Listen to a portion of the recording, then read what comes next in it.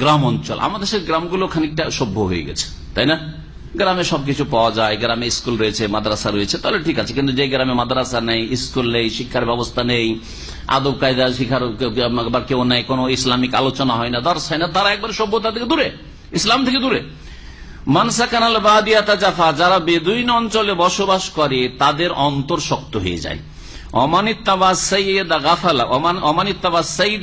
আর যে শিকারী পশুর পিছনে ছুটে শিকার করা যায়, অনেকে পাখি শিকার করে বেড়ায়, অনেকে পশু খরগোশ হরিণ শিকার করে বেড়ায়, যারা এরকম বনে জঙ্গলে শিকার করে বেড়ায়, নবী সাল্লাল্লাহু আলাইহি ওয়াসাল্লাম বলেছেন ওরাও ভালো না, ওরা গাফিল হয়ে যায় আল্লাহর জিকির আজকার থেকে।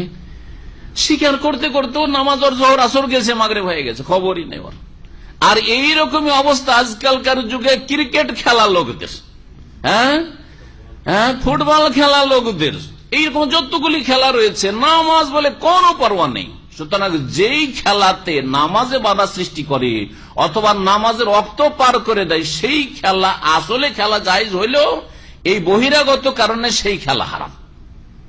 ক্রিকেট কয়েক ঘন্টা ধরে খেলা হয়, ও যদি প্লেয়ার বলে যে না আমি এখন নামাজ পড়তে যাবো, তাও হয়তো নামাজ পড়তে যেতে পারবেন, তুই নামাজ পরে পড়বি, এখন খেলা সার, তুই এখন লাইনে আছে, আমি বুঝিও না। আলহামদুলিল্লাহ, না বুঝলেই ভালো।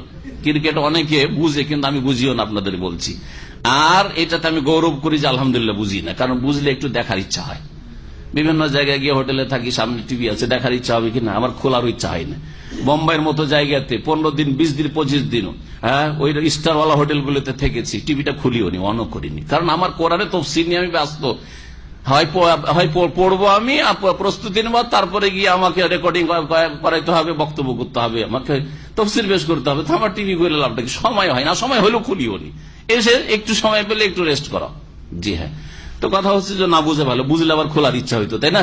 মাছ ধরা, হ্যাঁ, এই যে সমুদ্রের পাশে যারা মাছ ধরে, নামাজ পড়ে, ফজরের নামাজ মাঝে মধ্যে গিয়েছি, ফজরের নামাজ আমি ওখানে গিয়ে একবারে মসজিদ, যেটা আপনার সাদুল আহমেদের মসজিদ আছে, ওইখানেও নামাজ পড়েছি ফজরের মাঝে মধ্যে, গিয়ে দেখি যে মাছ ধরছে।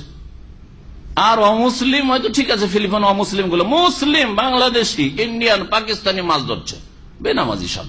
তো নবী করিম সাল্লাল্লাহু আলাইহি ওয়াসাল্লাম বলেছেন যারা শিকার করে সে শিকার মাছের শিকারও হইতে পারে, মাছ ধরা।